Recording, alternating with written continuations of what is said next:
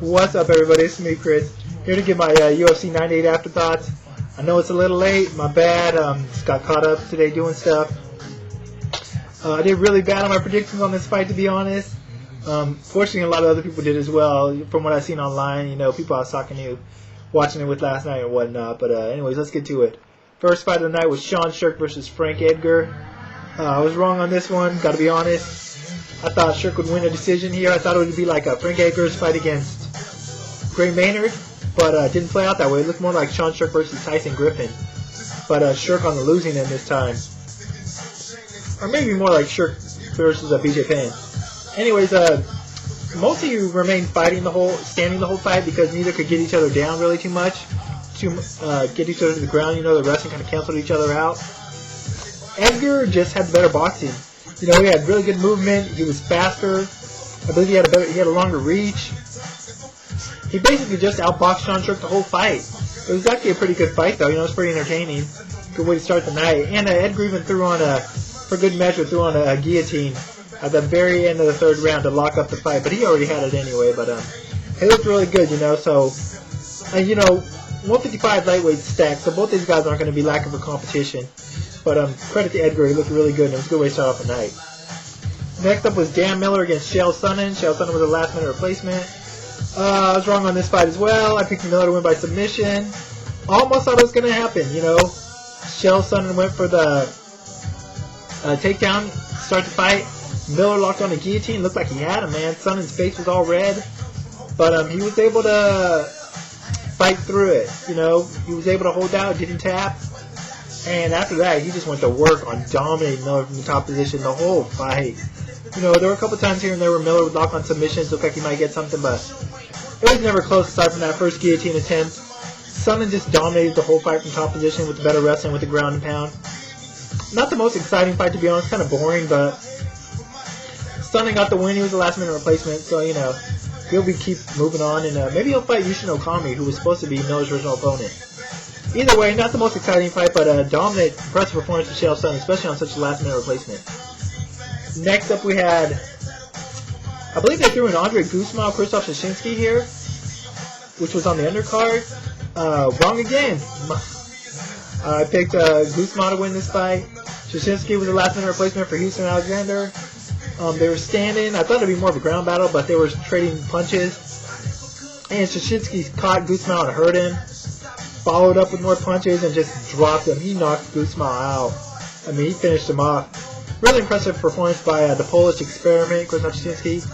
And, he had this, and last month he had the quick submission over Brian Stann. So, he's looked good so far in 2 fights in the UFC. So, just goes to show, even if you don't win the Ultimate Fighter, you could still be a good fighter inside in the UFC. So, credit to Krzysztof Szynski. Good performance.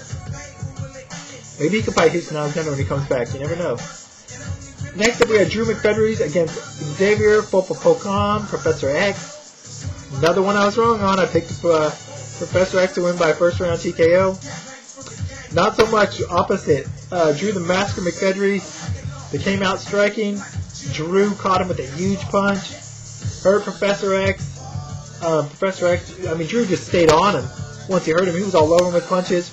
Professor X kept trying to get up, and regain his composure, get back in the fight, but he just never could. The ref, I thought, stopped it just a tad too soon, only because Professor X was grabbing at McFedry, trying to get a takedown and grab an ankle when the ref stepped in between. But bottom line is, Drew McFedry's going to finish him off anyway. He was just delaying the inevitable, basically. So, although I thought the stoppage was a tad premature, I think the ending would have been the same.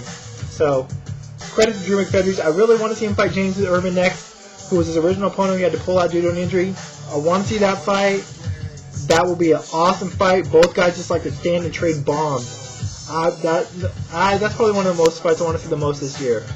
I don't care if they're not on the top of the food chain. I don't care if they have a title shot. I don't give a damn. I want to see that fight. Drew McFedries against James Irvin. Next, we had the long-in-the-making Matt Hughes, Matt Serra match. Grudge match. First round, Matt Serra hurt Matt Hughes. I don't know if it was with a headbutt or if it was a punch behind the head like he landed against GSP back in when they fought the first time. But Hughes was definitely hurt. Serra tried to finish him off. He just couldn't. He was chasing him around, hitting him, but Hughes was able to, get through the storm, so to speak. And after that, I thought Serra won the first round. Second round, Hughes employed the game plan I thought he would. Took Serra down, controlled the fight from the top position. Third round, started up doing more of the same, got Serra down, was controlling from the top, not really doing too much. Fortunately for Serra, the ref stood him up. And they got in a clinch, and Matt Serra actually took Matt Hughes down, something I did not think I would see. On the bottom, though, Matt Serra was trying some submission attempts in the third that Hughes had to fight out of. Anyway, Serra got Hughes down, under a minute left, wasn't able to do any damage. Fight went to the scorecards. I thought Matt Serra won. I thought he won the first. I thought Hughes won the second. And they both had takedowns in the third, but I thought Serra did more with the submission attempts. But apparently the judges disagreed. They scored it 30-29, all three judges for Matt Hughes. I'd like to see a rematch, to be honest. I didn't expect this fight to be that entertaining, but it was better than I thought it would be. It was close. I thought the decision was controversial.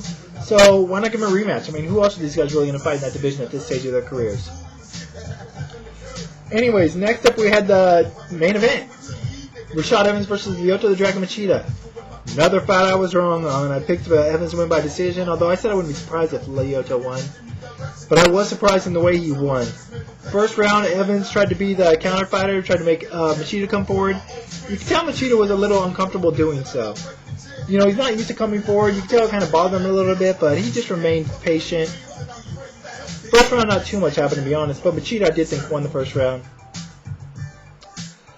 Second round, more of the same, but I don't know if Evans just kind of, didn't stick with the game plan, but he stepped in, came forward, and Machida was waiting, caught him with the counter, hurt him with the punch, just jumped on Rashad. Never gave him a chance to recover. He was all over him. It looked for a second that Rashad might have tried to got his bearings back, but he was up against the fence, and Machida just unloaded. Rashad tried to fire back, and Lyoto just caught him with a huge punch, dropped him, and knocked him out cold. I mean, I don't know if it was as vicious as the KO of Rashad on Chuck Liddell, but it was pretty damn close. Credit to Machida. The guy is untouchable at this point. Still hasn't lost a round, still hasn't lost a fight. Hasn't lost a round in the UFC, let me get that right. But I don't know how you're going to beat this guy. He's damn near impossible to hit.